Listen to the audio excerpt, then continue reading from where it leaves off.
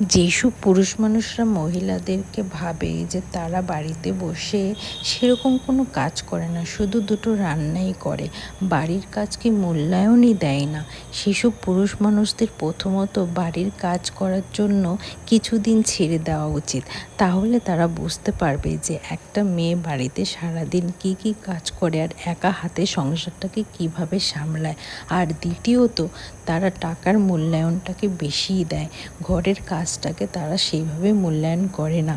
আর তার জন্যই আজকালকার যুগের মেয়ে বউদের টাকা ইনকাম করার উৎসাহটা এত বেড়ে গেছে।